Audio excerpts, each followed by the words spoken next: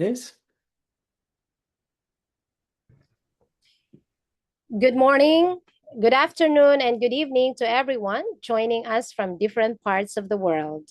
Welcome to another insightful session hosted by Qualitative Research Connect, or QLRC. For today's webinar is entitled Research as a Way of Life, Bridging the Gap Between Deeply Personal Experience and Profound Cultural Critique.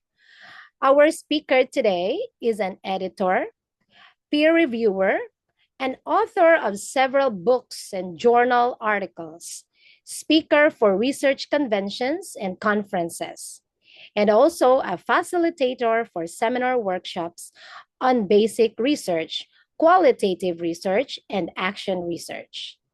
He was a former principal, director, dean, education supervisor too of the Commission on Higher Education, and is currently the deputy director of the publication unit and an associate professor too at the University of Southeastern Philippines.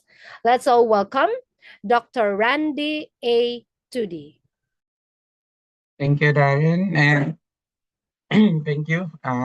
So good evening, good afternoon, good morning, everyone watching in different parts of the world. And if for those who would be watching also the recording of this, good day.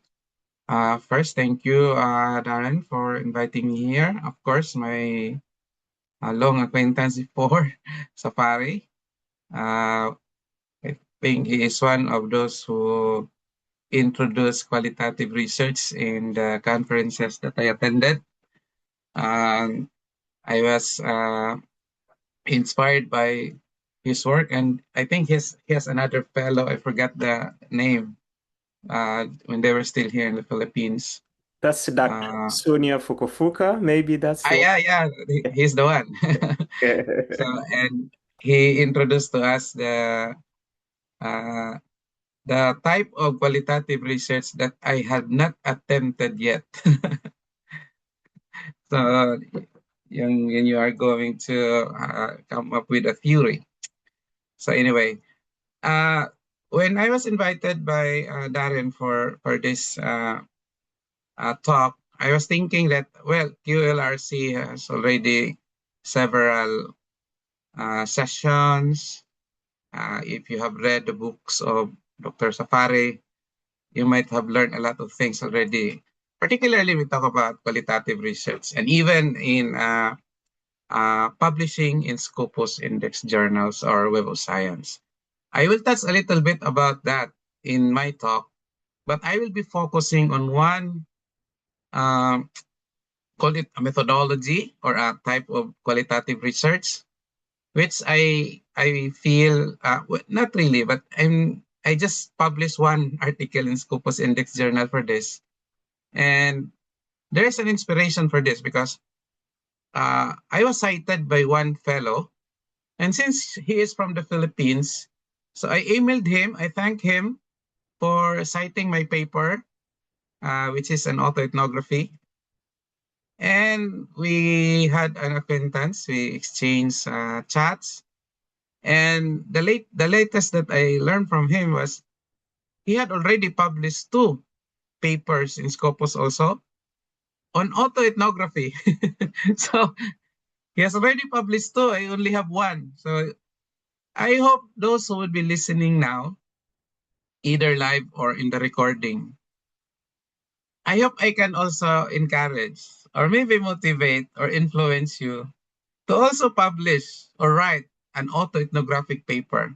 And in this 30-minute time, I hope I can anyway, I've been a speaker for many conferences and even seminars. And it's nice to be invited, but if you realize that after your talk you have not really given much or people are not really responding well, it's a bit frustrating, right? And maganda, no? It's good when like the one I heard from that fellow in Cebu who has already published 2 papers in using autoethnography. That's really something for me. He was not even in my conference or in a seminar, but he read my paper and he was inspired. And now he has already two. I only have one. So I hope also that in the seminar, maybe one or two, or maybe all of you might be interested to write an autoethnographic paper, because this is really something very personal that you experience and you can write. Okay? So let us go. And by the way, with the advent of the internet and the digital systems that we have now, I consider seminars, webinars, whatever, as just a triggering point. That's my philosophy or principle. It's just a triggering point. So just like that fellow in Cebu, read my paper, and after that he got interested and he studied about autoethnography, and later on he was able to write. So that's also one of my hidden objectives, or maybe my main objective, that I can trigger the interest of the listeners and viewers of this seminar. So I don't know if this is already discussed in previous seminars about autoethnography, but maybe this is just a repetition or a reorientation for some of you who are already familiar with autoethnography. So let me share my slide.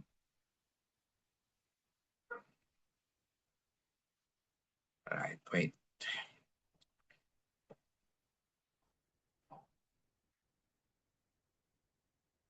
Okay, let me know if you can see my slide. Yes, we can. Okay, thank you. Just Sorry. put the presentation mode. That's it. Okay, so this is autoethnography. So as mentioned by Darren, as a way of life, bridging the gap between, okay, wait for a while. I cannot read my slide. As a way of life, bridging the gap between deeply personal experience and a profound cultural critique. First is, maybe we can go back a little bit about exploring philosophies in research. Of course, I know you are familiar with this, but just to start as a jumping board in going into autoethnography. So there are different philosophies like positivism, interpretivism, critical realism, pragmatism, phenomenology, postmodernism, of course, other philosophies. But I am interested in discussing the two because these are opposing philosophies. So when we talk about positivism or the positivist people or researchers, they focus on objective reality, we call it ontology, while the focus of interpretivism is on subjective experience, right?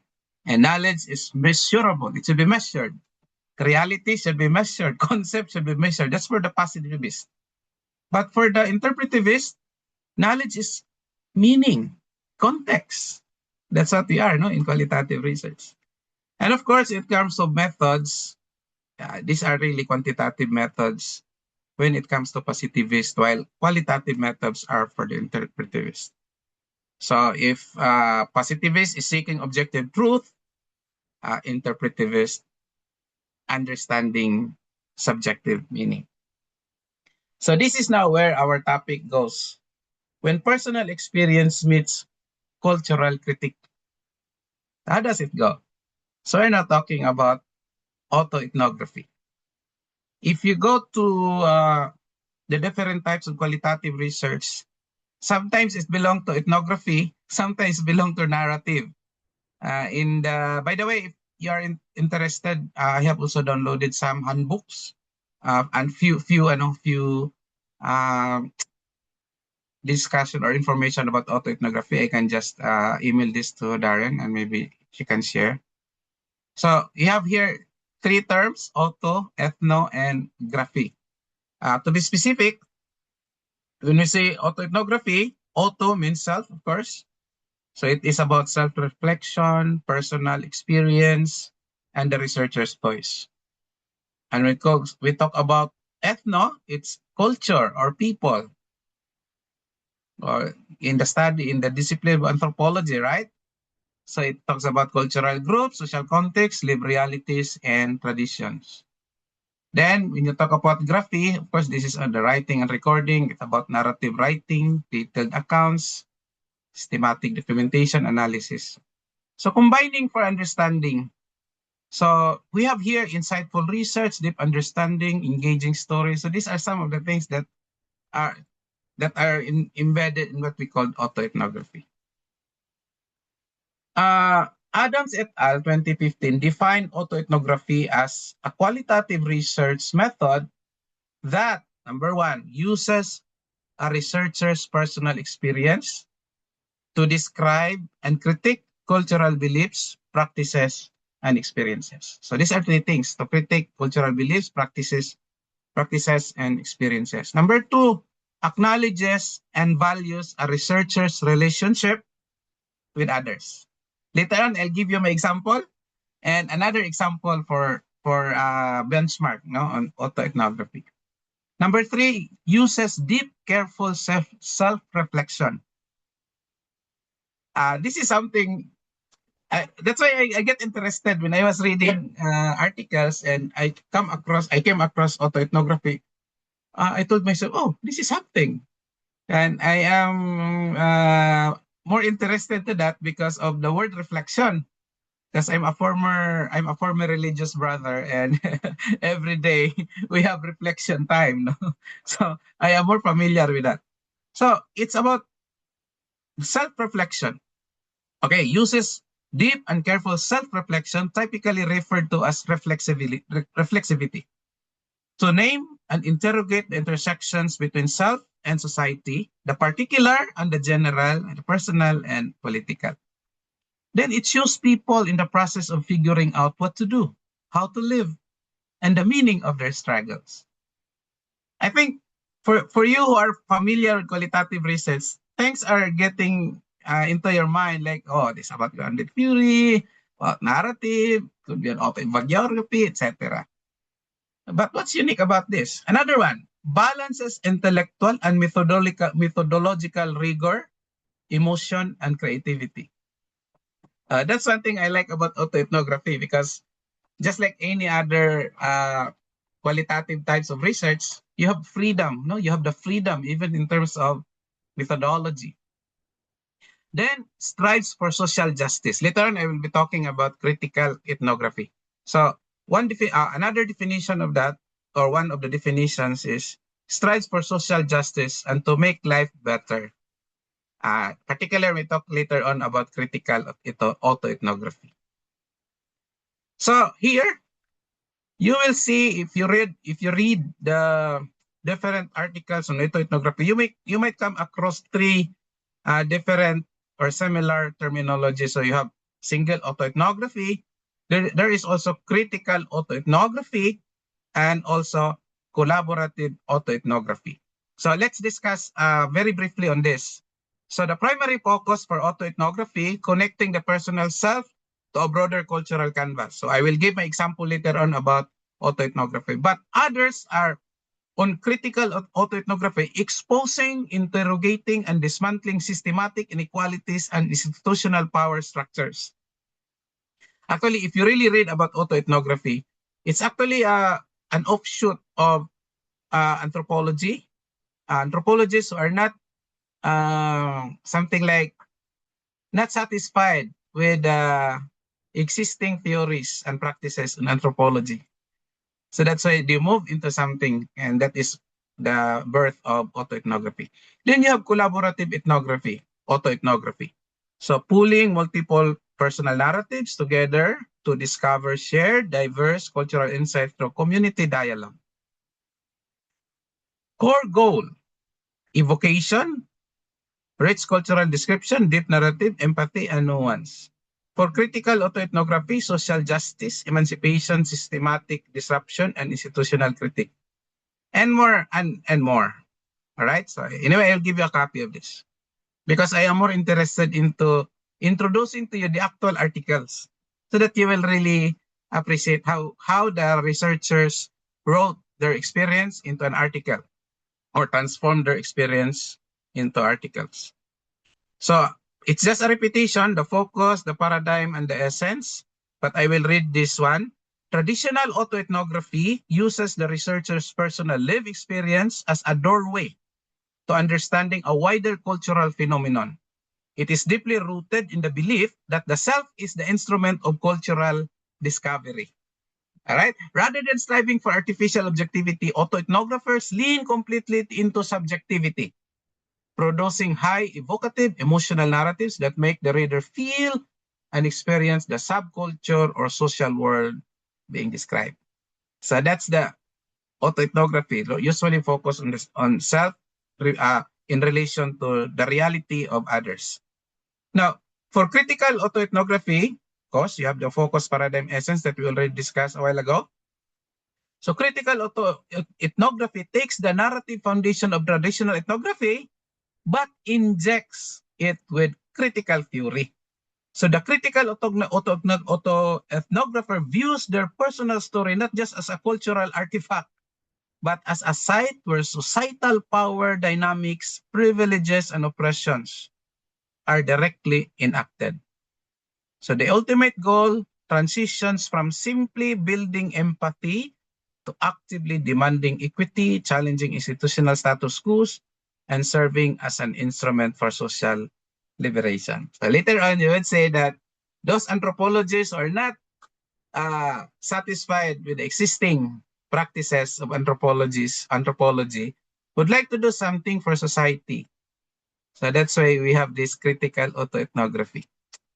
Of course, collaborative autoethnography, well, it shifts the research process from solitary pursuit to a cooperative team dynamic. So it started with just self-reflection into common reflections, right? So that's why collaborative. I'll give examples later on. So the why and how of autoethnography. So why? Why we conduct autoethnography? So number one, foreground, particular, and subjective knowledge. It centers the insider's voice and the lived experience as valid and also valuable.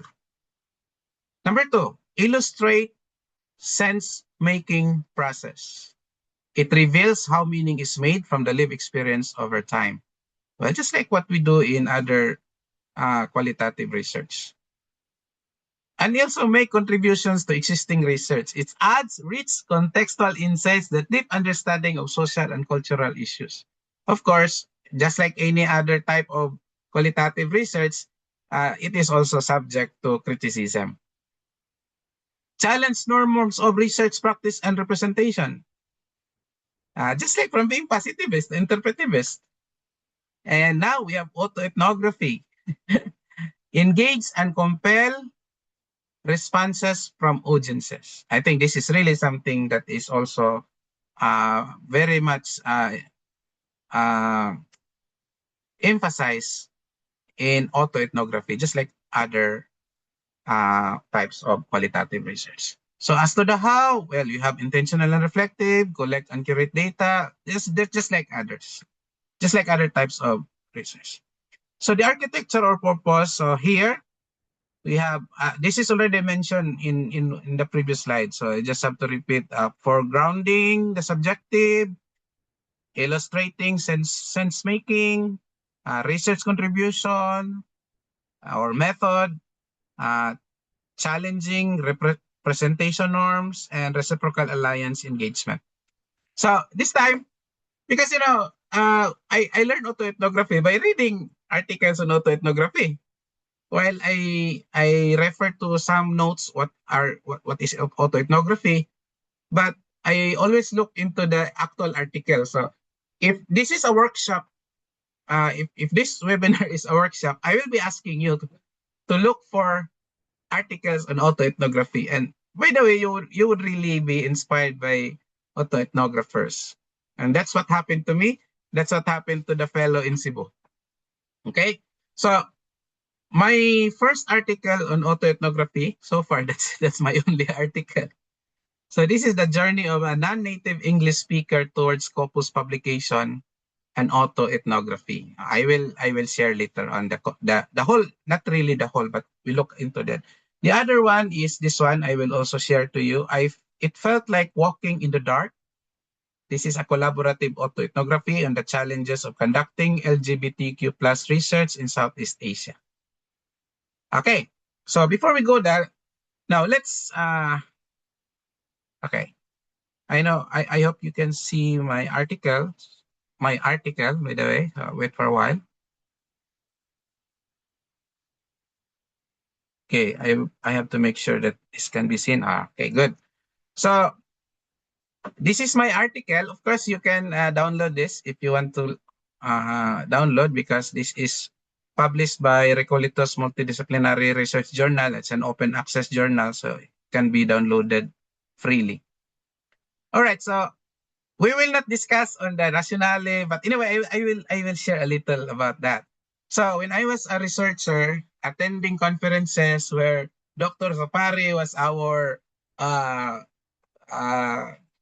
plenary speaker, Poco, I couldn't pronounce, Poco, whatever, sorry, was our speaker also. Oh, I was just listening to them. Wow, I like qualitative research, etc.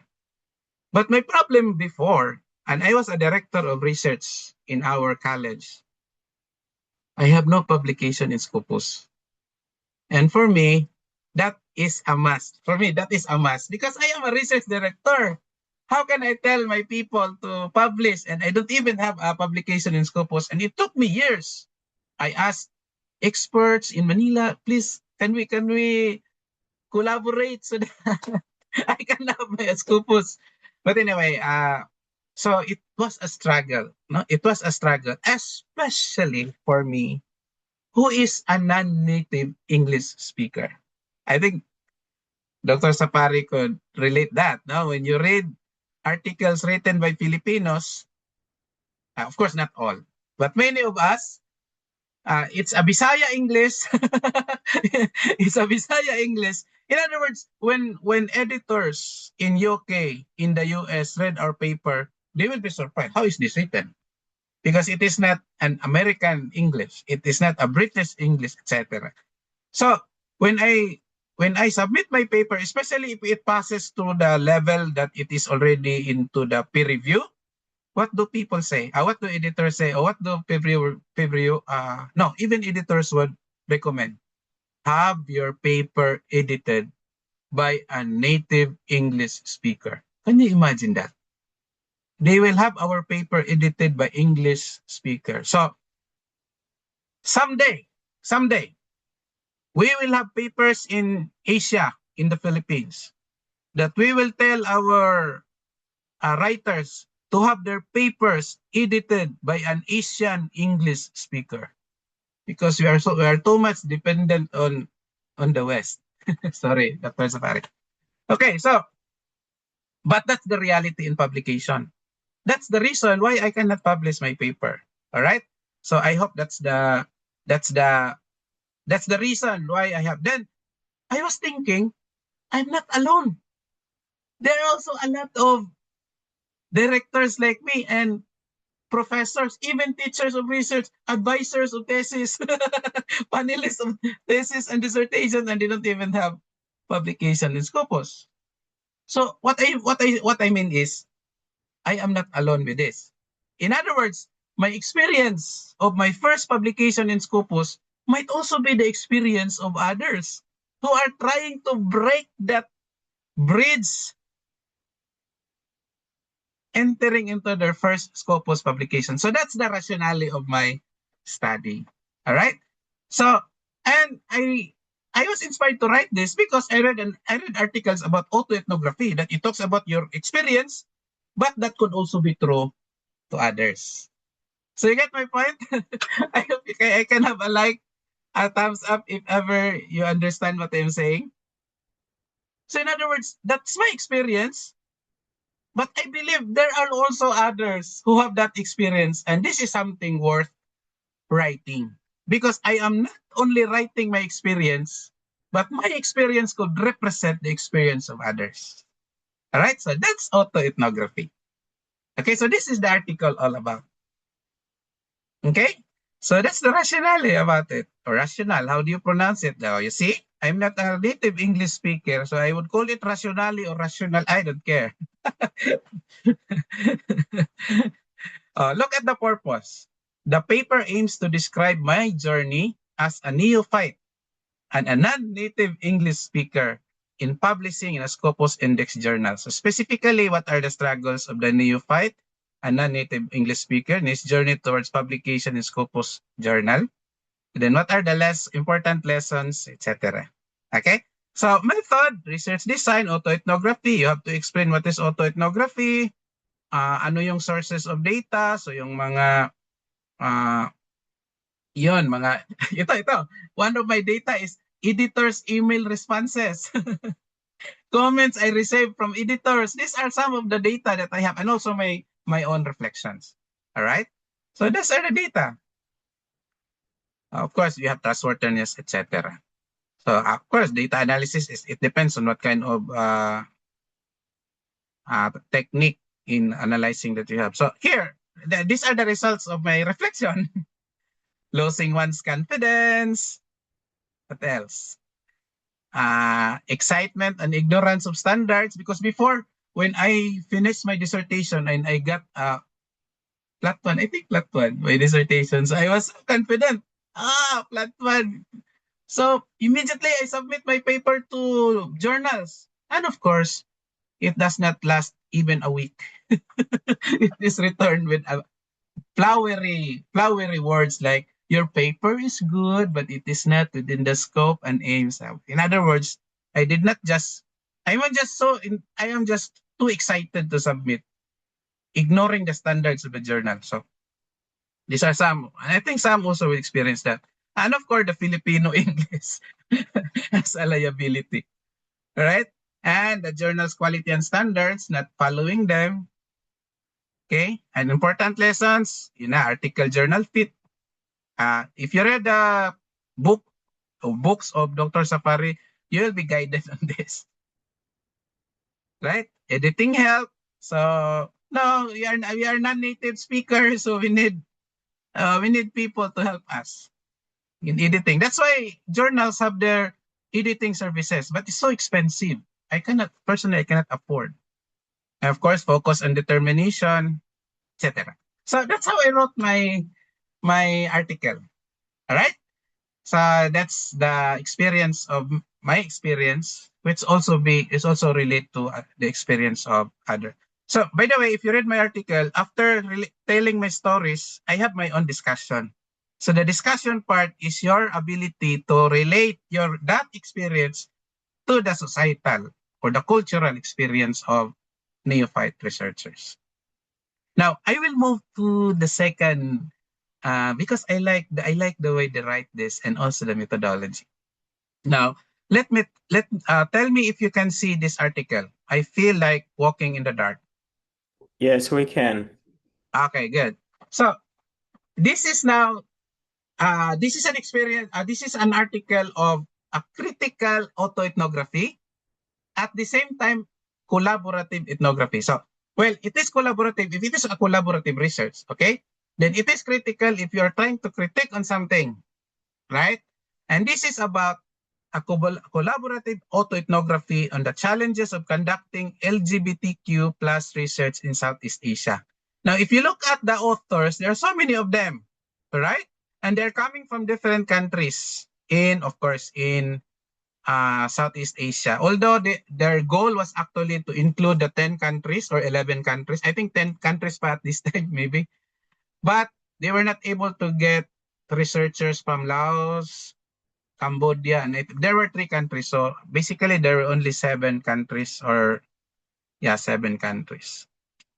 So how did they do that? So of course, their experience is their experience on conducting LGBTQ plus research. And we will go to the methodology because we will understand how they did their autoethnographic research. Okay, so let us move to. We are not interested in the rationale because you can read the article, but let's go to the method, how they did it. So first, we will start with the current study.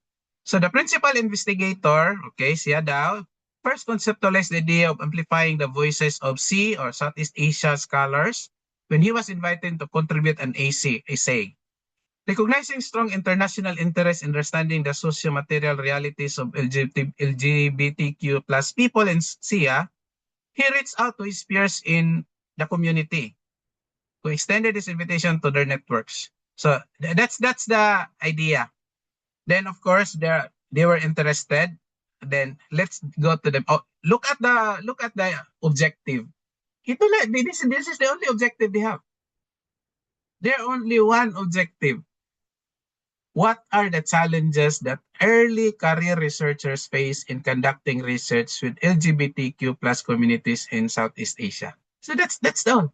They just would like to share their challenges. Okay? So methodology. Of course, they are using autoethnography. No? Then, who are the research participants?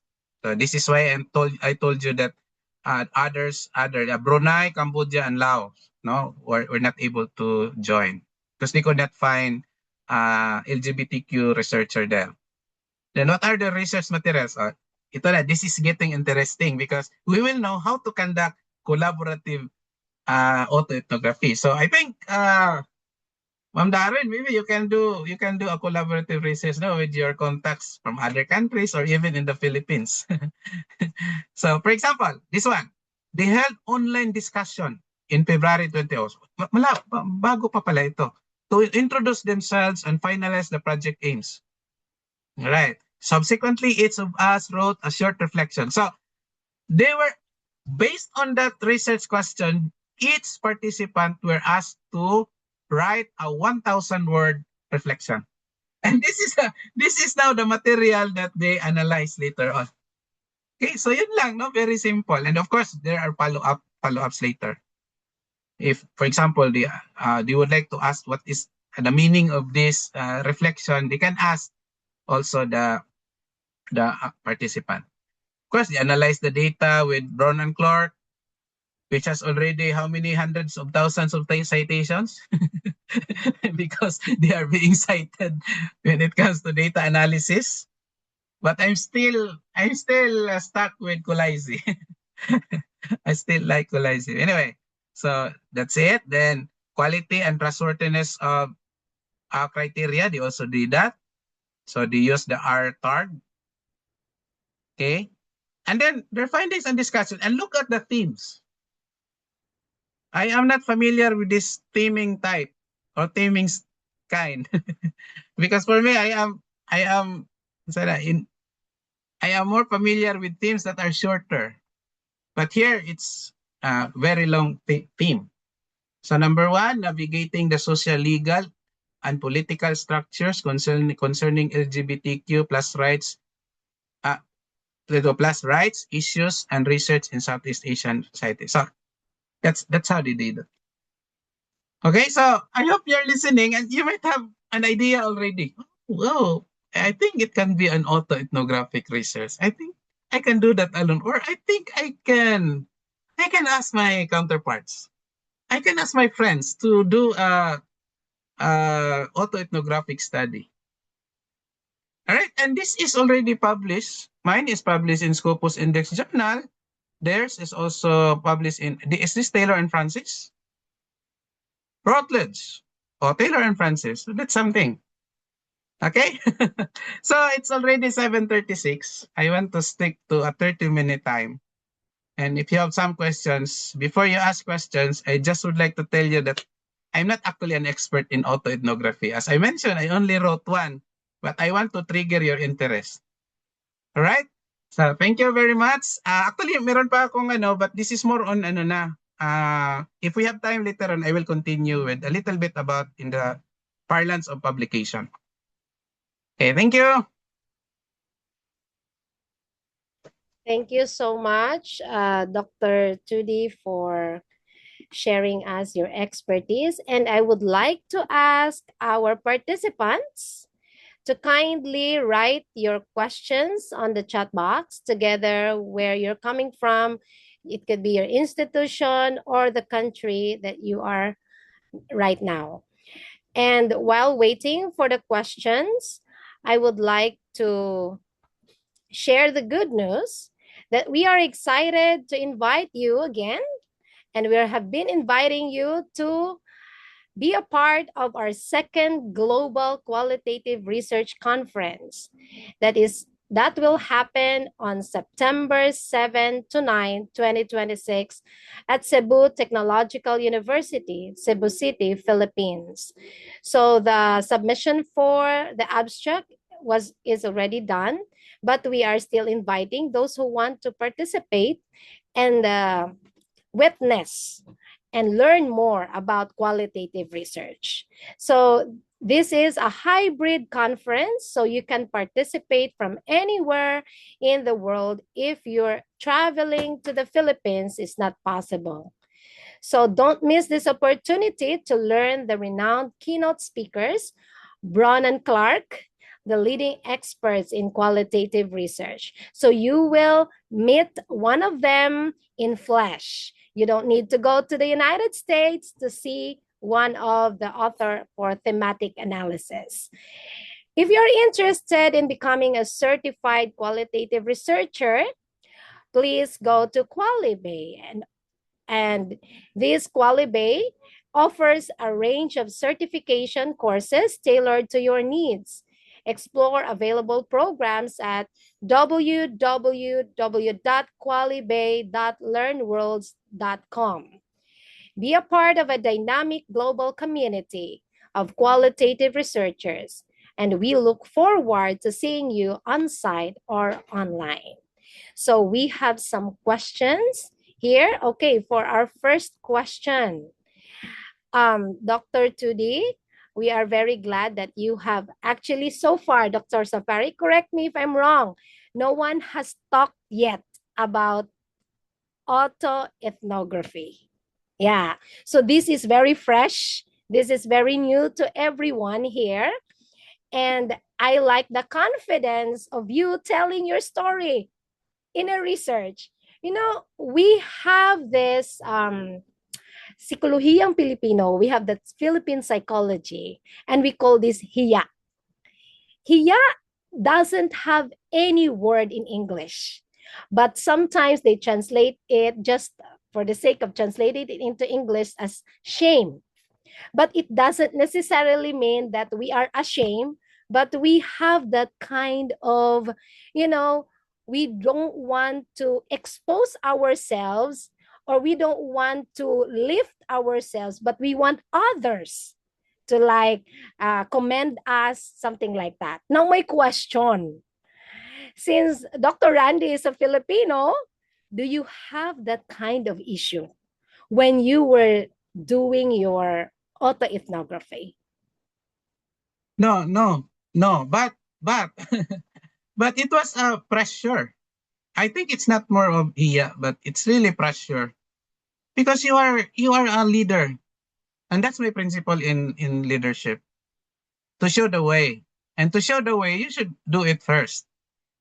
All right, so I have my publications. Yeah, I have my publications, but I don't have a Scopus index publication, or publish a publication in a journal index in Scopus. Because anyway, I know some researchers, even in the Philippines, there are others who are critical about Scopus because it's business, etc. But I also agree with that. But whether we like it or not, it's one of the standards. It's one of the standards when it comes to publication, that it should be indexed in Scopus or Web of Science. So anyway, in terms of leadership, so that's my struggle. I could not publish.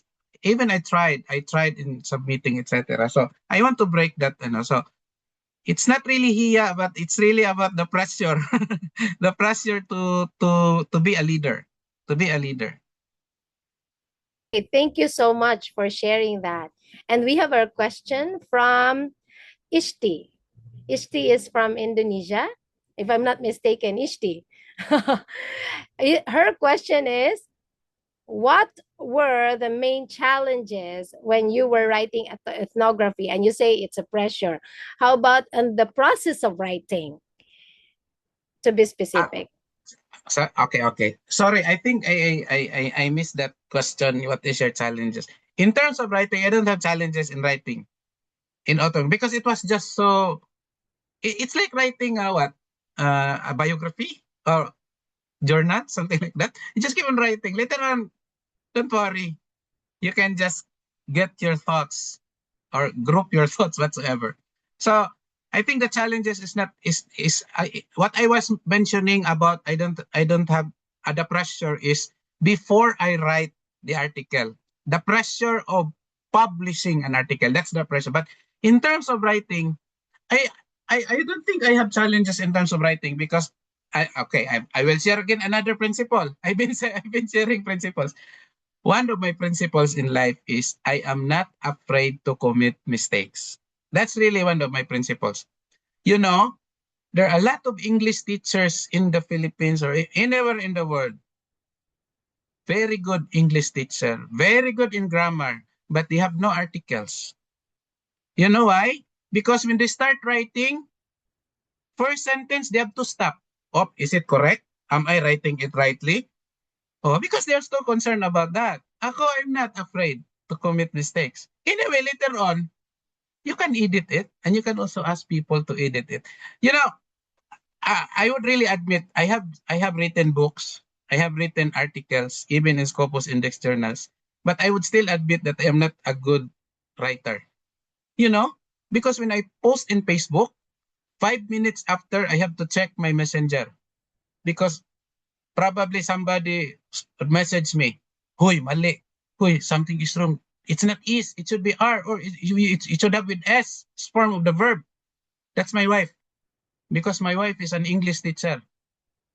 So I mean, what I'm just saying is, I am also careless. I'm not really good. I mean, if that's why Grammarly is very helpful for me because without Grammarly, how can I strengthen my sentences, etc. So for those uh, who are lacking in confidence, learn from me because I'm not afraid to commit mistakes.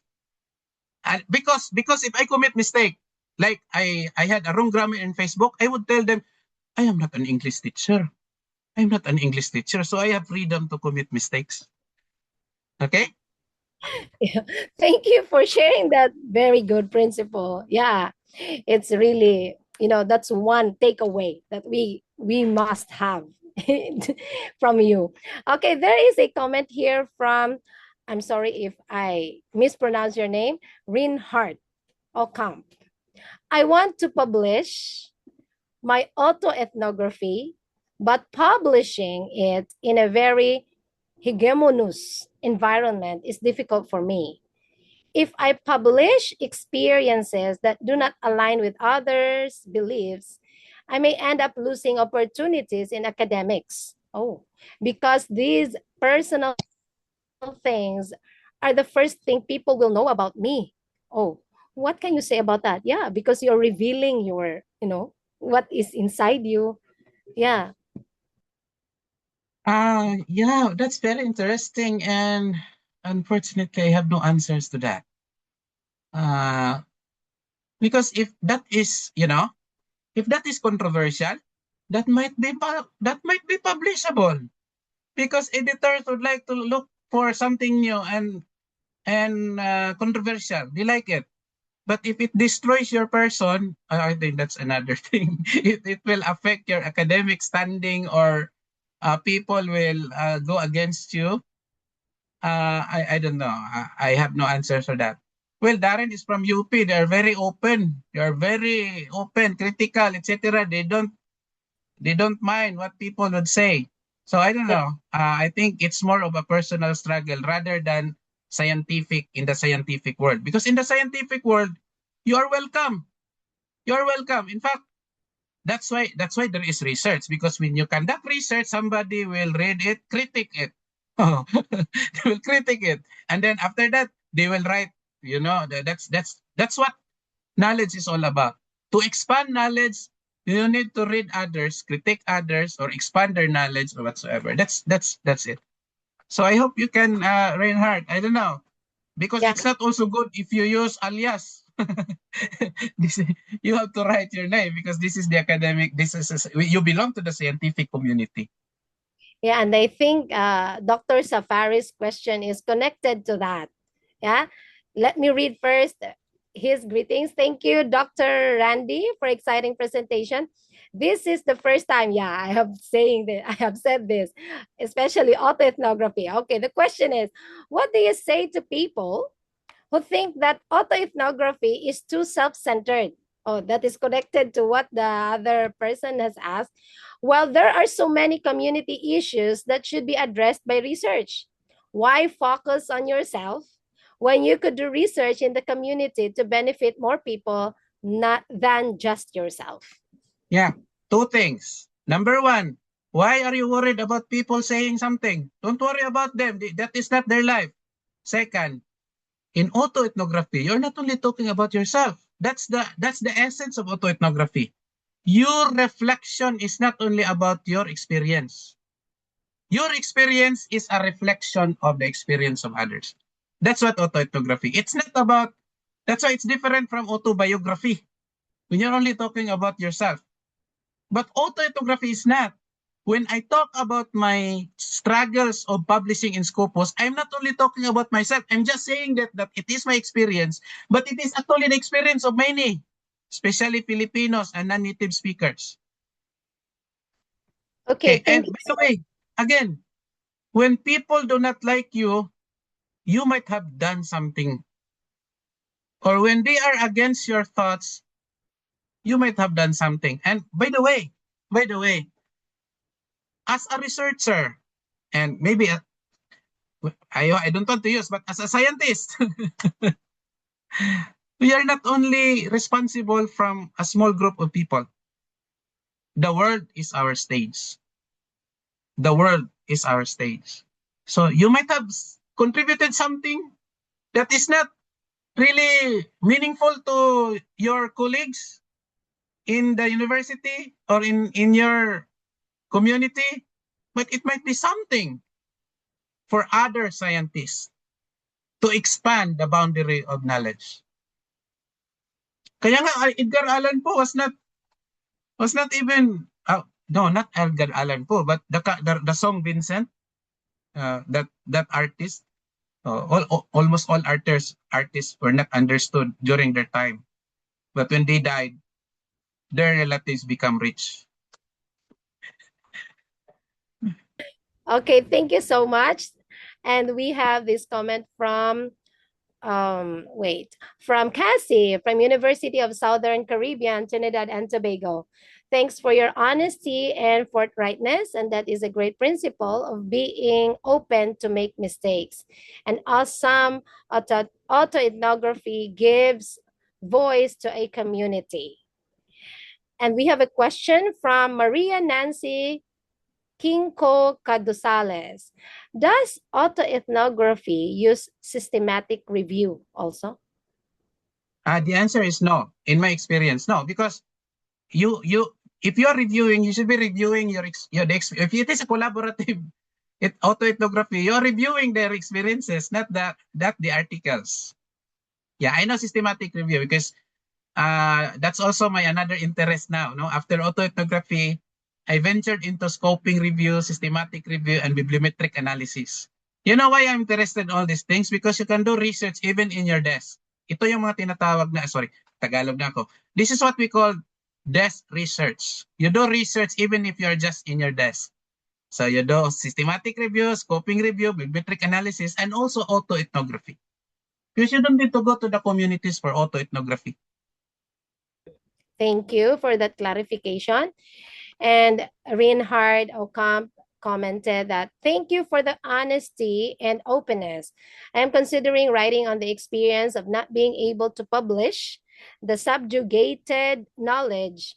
The resistance further proves that people are not always open to know the truth, even in academic environments where knowledge is to be explored. And Maria said, thank you to you. And my next question is, will you consider or can you put autoethnography under the umbrella of narrative research? Or is it a separate one? I mentioned it earlier. When you read other books, it is under narrative. It is under narrative type of research, type of qualitative research. Autoethnography is one. But in other books, it's under ethnography. Oh, ethno. It's under ethno. So it doesn't matter.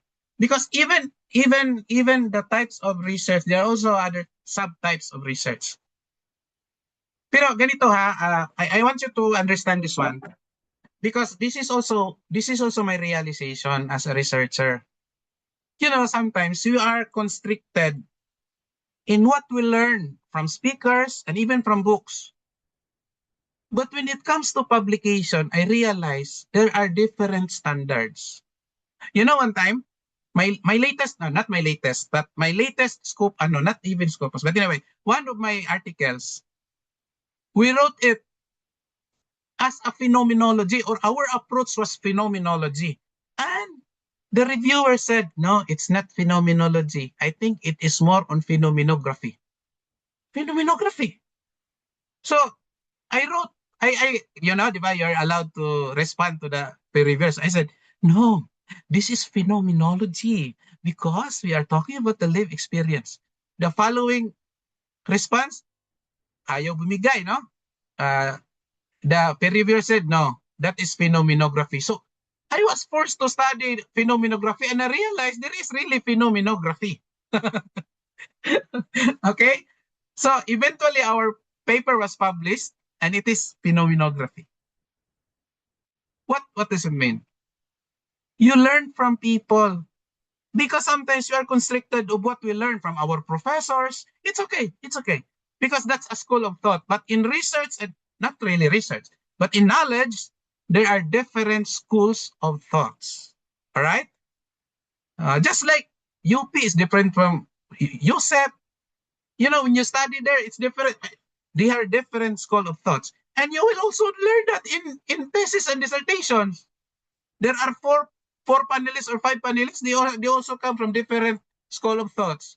That's why do not quarrel with your panelists, even if you know you are right, because they are the best people in the world, and you cannot graduate if you quarrel with them.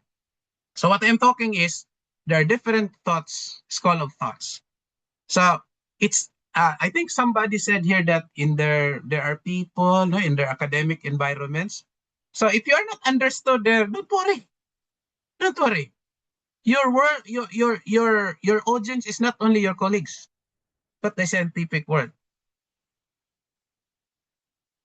Yeah, I totally agree, Dr. Judy. And thank you for another takeaway. Yeah. We should not restrict ourselves from what we learn. So sometimes we have to unlearn some of the things. Yeah. But then I have a follow-up question. Last question. My follow-up question is, can you say that the way narrative research is analyzed similar to autoethnography? Okay. Or it is more inclined on the ethnography data analysis? Okay. So my more? answer to that is a follow-up of what I just said. School of thoughts. So in other words, ganito have if only we still have time, I will go now to the other part of my talk, which I did not really prepare much. But ganito po, Ma'am Darren and all. The standards or the way you analyze data will depend on the model article that you downloaded from the journal that you want to submit. Okay? So for example, you have an autoethnographic paper. When you submit that to a journal, then download there, look for a model article in that journal that is about autoethnography. And study that article. How did they analyze the data? Okay? Because that's the standards of that journal. So that's why I cannot tell you, in my students, when I give my class, I will tell my students, this is what I learned. But when you publish your paper, your standard is not anymore me teaching you about the methodology. Your standard is the standard of the journal. That's why in publishing, okay, it's like which is first, the chicken or the egg, di ba? It's a question. What comes first, the chicken or the egg? Well, to make the long story short, the journal should come first Okay. because the journal is the standard of how you will write your paper. Thank you so much, Dr. Tudi, for a very, very fruitful discussion that we had today and for sharing your expertise. We also extend our heartfelt appreciation to all our webinar participants. Your presence and engagement made this session a success.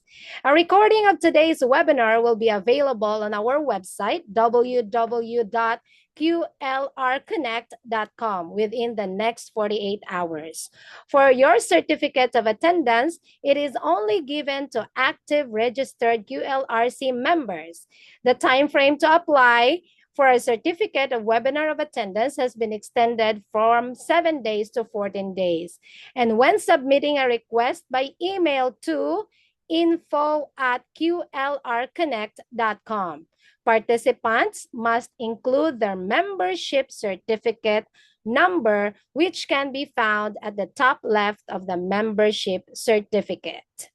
If you'd like to be officially part of the Qualitative Research Connect or QLRC community, we warmly invite you to visit our website and complete the membership form.